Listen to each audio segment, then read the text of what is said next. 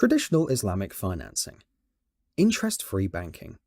Interest-free banking was first introduced by European bankers. They were aware of Muslim views on Riba, but they were run by non-Muslims. Muslim-owned banks were established in the 1920s and 1930s, such as Bank Misr of Egypt and Arab Bank of Palestine.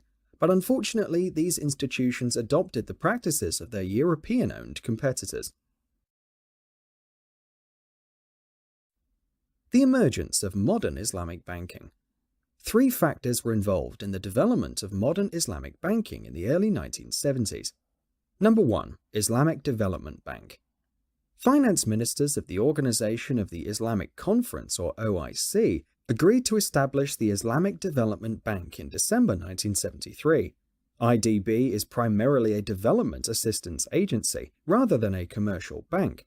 One of its major roles was to promote Islamic banking worldwide through conferences, seminars, and research.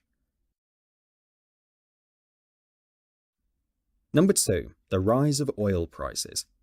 They facilitated the development of modern Islamic banking in 1973, and it vastly increased the financial resources. The Dubai Islamic Bank was founded in 1975, the Kuwait Finance House in 1977, the Bahrain Islamic Bank in 1981, Qatar Islamic Bank in 1983, Faisal Islamic Banks of Egypt in 1977, and of Sudan in 1978.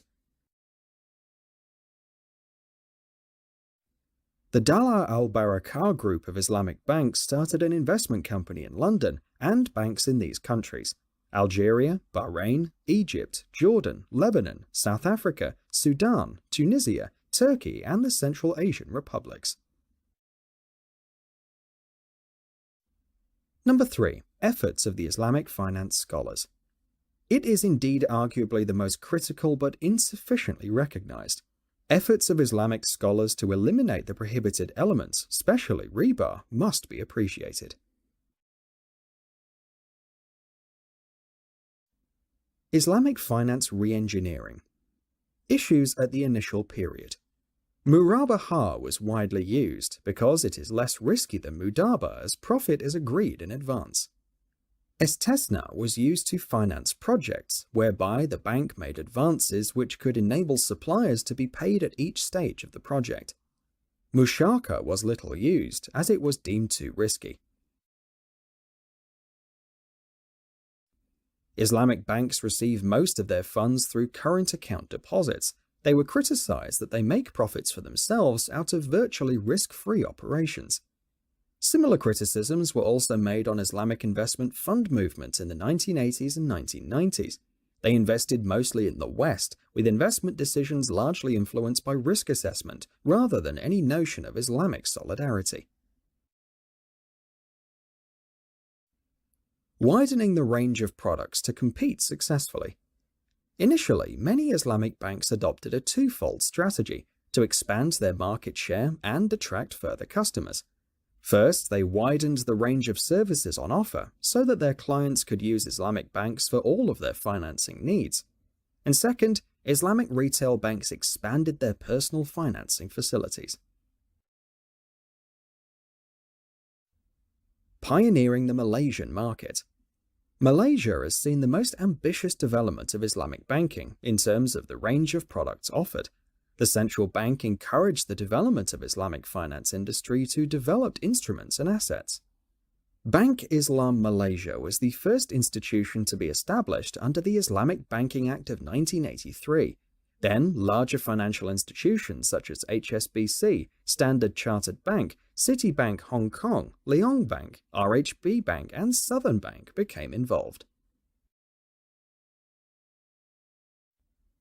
Development of Islamic securities markets. An Islamic securities market makes liquid assets, holds more profitable for Islamic banks, and reduces reliance on interbank deposits. Since Islamic banks cannot hold short-term interest under the Sharia, they have always had a problem in profitability. This problem was overcome by Sukuk Salam Securities Bahrain by providing fixed but interest-free return. This return was calculated in relation to the real benefit the government expects to obtain on the funds. Success of the Bahrain market.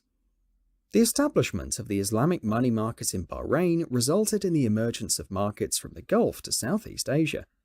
The Islamic Development Bank has also located its infrastructure fund in Bahrain and also agreed to set up an international Islamic rating agency on the island. Islamic banking in Sudan. Faisal Bank of Sudan was licensed by the government in 1978. The bank's expansion was rapid, and it soon became the second largest bank in the country.